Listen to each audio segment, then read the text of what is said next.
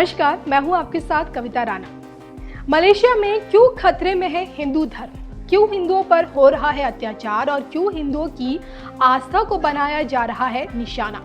हिंदुस्तान एक ऐसा राष्ट्र है जिसने अपनी सरजमी पर अन्य धर्मों को जगह दी, दूसरे देशों के अल्पसंख्यकों को शरण दी, लेकिन दूसरे देशों में उसके खुद के बहुसंख्यक हिंदुओं पर हर वक्त खतरे की तलवार लटकती रहती है। हम बात कर रहे हैं भारत से तकरीबन 5,500 किलोमीटर दूर मुस्लिम बहुल राष्ट्र मलेशिया की, जहां हिंदुओं का अस्तित्व खतरे में है।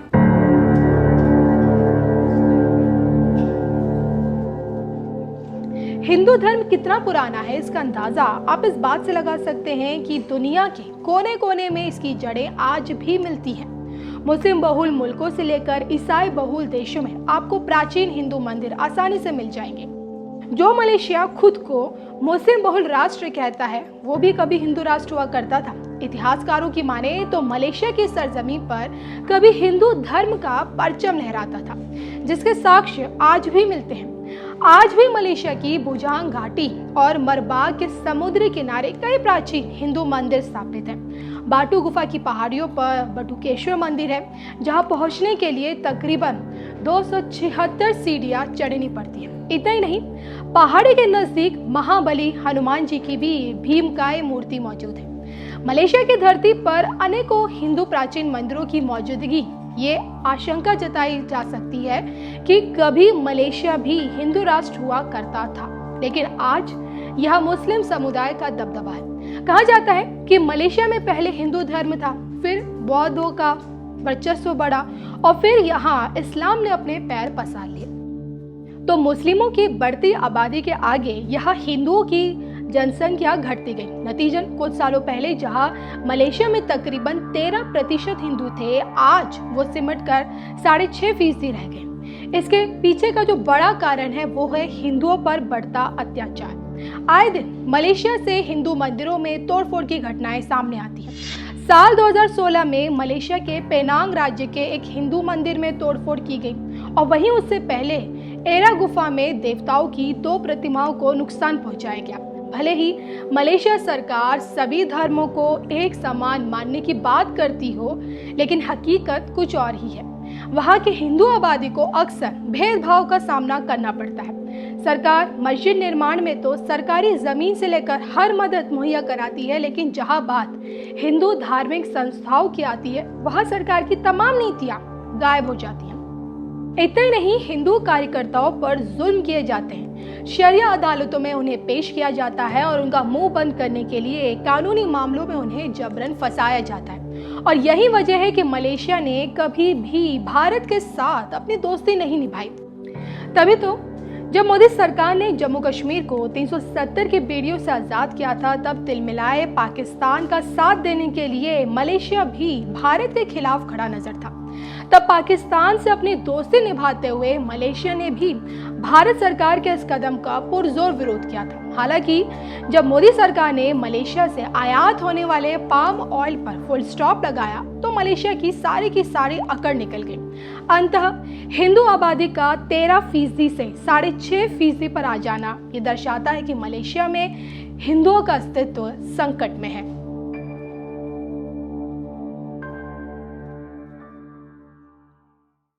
मेरे प्यारे देशवासियों, नमस्कार। आप सब लॉकडाउन में इस मन की बात को सुन रहे हैं। इस मन की बात के लिए आने वाले सुझाव, फोन कॉल की संख्या सामान्य रूप से कई गुना ज्यादा है। कई सारे विषयों को अपने अंदर समेट आपकी यह मन की बातें मेरे तक पहुंची हैं। मैंने कोशिश की है कि इनको ज्यादा से ज्यादा पढ़ पाऊं, सुन पाऊं। आपकी बातों से कई ऐसे पहलू जानने को मिले हैं जिन पर इस आपाधापी में ध्यान ही नहीं जाता है। मेरा मन करता है कि युद्ध के बीच हो रही इस मन की बात में उन्हीं कुछ पहलुओं को आप सभी देशवासियों के साथ बांटूं। साथियों, भारत की कोरोना के खिलाफ लड़ाई सही मायने में पीपल ड्रिवन है। भारत में कोरोना के खिलाफ लड़ाई जनता लड़ रही है, आप लड़ रहे हैं, जनता के साथ मिलकर शासन प्रशासन लड़ रहा है। भारत जैसा विशाल देश जो विकास के लिए प्रयत्नशील है, गरीबी से निर्णायक लड़ाई लड़ रहा है, उसके पास कोरोना से लड़ने और जीतने का यही एक तरीका है। और हम भाग्यशाली हैं कि आज पूरा देश का हर नागरिक, जन जन इस लड़ाई का सिपाही है, लड़ाई का नेतृत्व कर रहा है। आप कहीं भी नजर डालिए, आपको एहसास हो जाएगा कि भारत की लड़ाई पीपल ड्रिवन है। जब पूरा विश्व इस महामारी के संकट से जूझ रहा है, भविष्य में जब इसकी चर्चा होगी, उसकी तौर तरीकों की चर्चा होगी, मुझे विश्वास है कि भारत की ये पीपल ड्रिवन लड़ाई, इसकी जरूर चर्चा होगी। पूरे देश में, गली मोहल्लों में, जगह जगह पर आज लोग एक दूसरे की सहायता के लिए आगे आए हैं।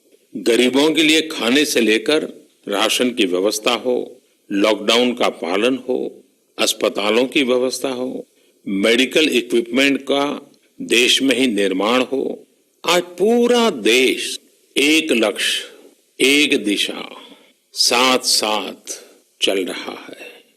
ताली, थाली, दिया, मोमबत्ती, इन सारी चीजों ने जो भावनाओं को जन्म दिया, जिस जज्बे से देशवासियों ने कुछ न कुछ करने की ठान ली, हर किसी को इन बातों ने प्रेरित किया है।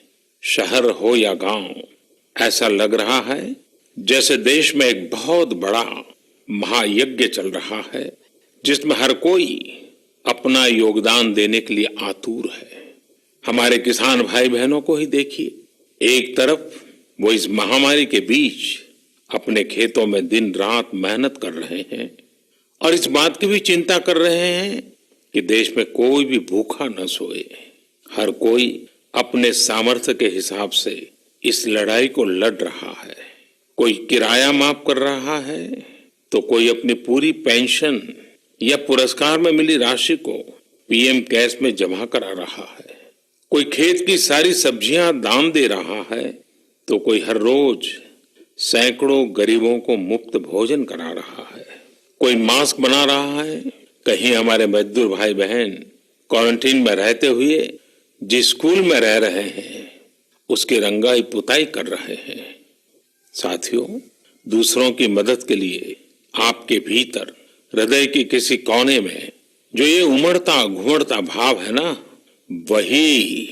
वही कोरोना के खिलाफ भारत की इस लड़ाई को ताकत दे रहा है। वही इस लड़ाई को सच्चे मायने में पीपल ड्रिवन बना रहा है। और हमने देखा है पिछले कुछ साल में हमारे देश में यह मिजाज बना है, निरंतर मजबूत होता रहा है। चाहे करोड़ों लोगों का गैस सब्सिडी छोड़ना हो, लाखों सीनियर सिटीजन का रेलवे सब्सिडी छोड़ना हो, स्वच्छ भारत अभियान का नेतृत्व लेना हो, टॉयलेट बनाने हो, अनगिनत बातें ऐसी है। इन सारी बातों से पता चलता है हम सबको एक मन, एक मजबूत धागे से पिरो दिया है, एक होकर देश के लिए कुछ करने की प्रेरणा दी है।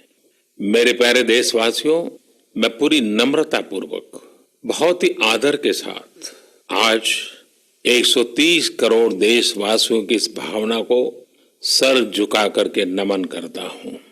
आप अपनी भावना के अनुरूप देश के लिए अपनी रुचि के हिसाब से, अपने समय के अनुसार कुछ कर सके, इसके लिए सरकार ने एक डिजिटल प्लेटफॉर्म भी तैयार किया है।